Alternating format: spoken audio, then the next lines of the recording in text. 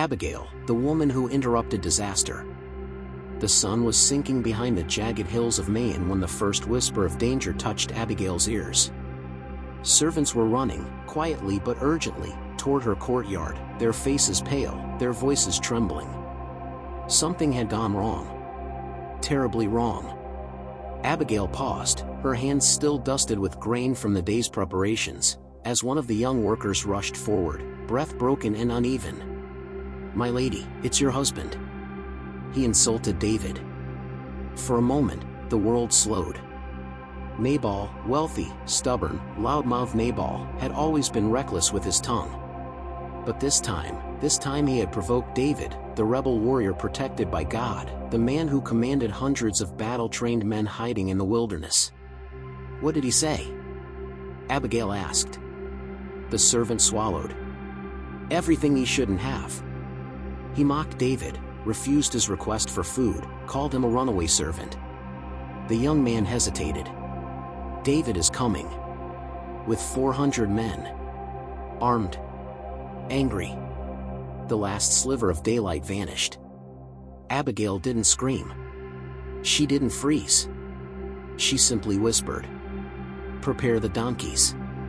In the dark kitchen, lit only by torchlight, Abigail moved like a woman guided by something beyond fear. She gathered loaves of freshly baked bread, skins of wine, roasted grain, clusters of raisins, slabs of fig cakes. Enough to feed an army. Her hands shook only once, when she thought of Nabal, drunk and laughing somewhere in the banquet hall, unaware of the storm riding toward them. Her voice remained calm. "When the men come," she told her servants, "follow me. Do not stop. Do not look back." The night wind whipped at her veil as she mounted her donkey and rode into the wilderness, toward the same valley where David was approaching with rage burning in his eyes. She could hear them before she saw them. The thunder of hooves. The rattle of swords. Voices sharp with vengeance. Surely, David was saying, "I protected this man's flocks for nothing, not one of his sheep was harmed, and this is how he repays me." Then, they saw her. One woman. Alone in the torchlit darkness. Standing in the path of 400 warriors. David pulled his horse back, startled.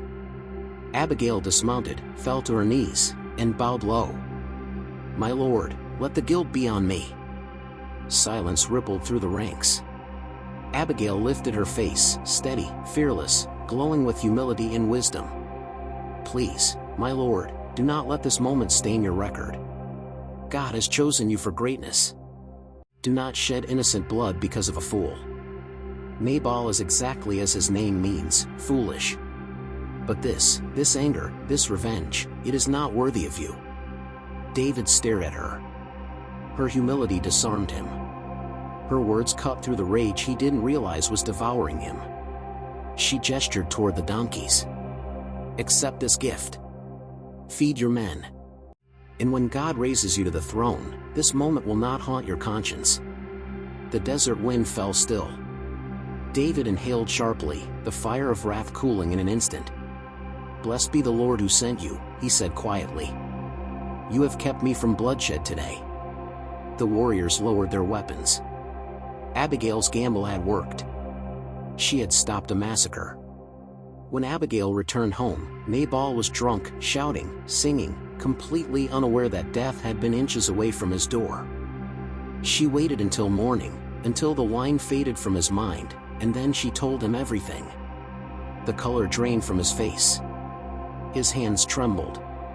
His heart failed. 10 days later, Nabal was gone.